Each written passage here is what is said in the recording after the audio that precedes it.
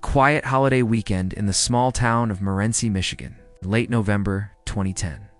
For most people, Thanksgiving is a time for family, food, and gratitude. But for one family, it marked the beginning of a nightmare that continues to this day. A mystery that would become one of the state's most haunting and unsolved cases. This is the story of three brothers, 9-year-old Alexander, 7-year-old Andrew, and 5-year-old Tanner Skelton. Three bright, energetic boys who seemed to vanish without a trace.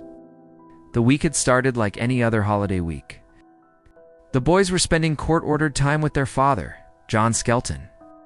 Their parents, John and Tanya Zuvers, were in the middle of a bitter divorce. The tension between them had been building for months, a dark cloud hanging over the family. According to their custody agreement, John was supposed to bring the boys back to their mother on Friday, November 26th. But when Tanya arrived at his home to pick them up, the house was empty. The boys were gone. A knot of dread began to tighten in her stomach. When authorities questioned John Skelton, he told a story that was so bizarre, it immediately set off alarm bells. He claimed that the night before, he had handed his sons over to an underground group he said was connected to the Amish community.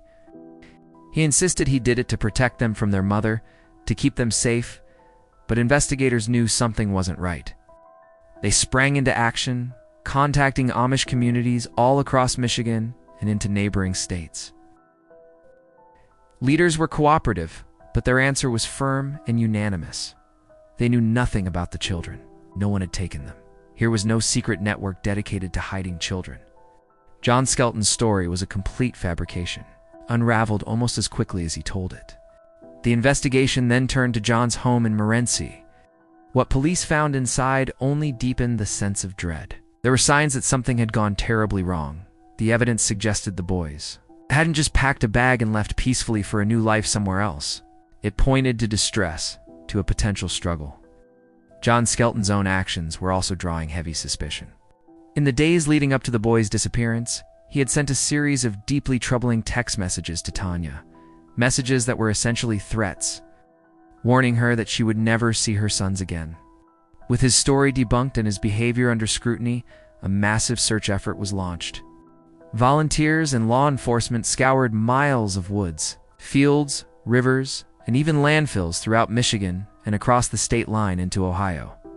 They searched for days, then weeks, then months, but they found nothing. Not a single piece of clothing, not a toy. No trace of Alexander, Andrew, or Tanner. It was as if they had been erased from the earth. With no bodies and no physical evidence to prove the boys were dead, prosecutors couldn't charge their father with murder. Instead, they charged him with 3 counts of unlawful imprisonment, arguing he had intentionally hidden the children from their mother and concealed their location. In 2011, John Skelton was convicted and sentenced to 10 to 15 years in prison.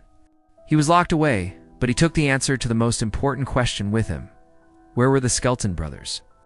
Throughout the entire investigation and his trial, John Skelton's story kept changing. At times, he would stick to his story, insisting the boys were alive and safe with the group he'd invented. At other times, he clammed up completely, refusing to cooperate. Authorities offered him deals, suggesting a reduced sentence if he would just tell them what happened, but he never did. The silence from his prison cell has been deafening. Over the years, the case has been a constant, painful presence in the community and beyond. Tips have poured in from all over the country. People reported possible sightings. Rumors swirled about secret adoptions or hidden placements. Every single lead was meticulously investigated by law enforcement, and every single lead went nowhere. The town of Morenci itself was permanently changed. For years, billboards with the boys' smiling faces have stood along the highways, a constant, heartbreaking reminder of their absence. As time passed, authorities released age progression images, showing what Alexander, Andrew, and Tanner might look like as teenagers, and now as young men.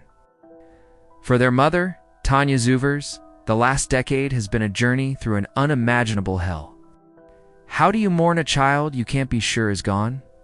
Without remains, without any concrete answers, there can be no funeral, no grave to visit, no sense of finality.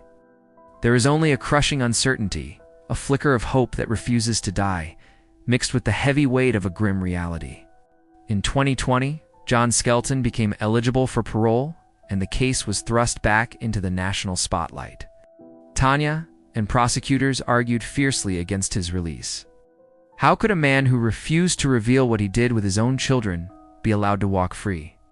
Parole hearings have repeatedly scrutinized his silence, his refusal to provide any meaningful information that could bring closure to his family. Each time, his parole has been denied. More than a decade later, the disappearance of the Skelton brothers remains one of Michigan's most tragic and frustrating mysteries. 3 boys, gone in the blink of an eye over a holiday weekend.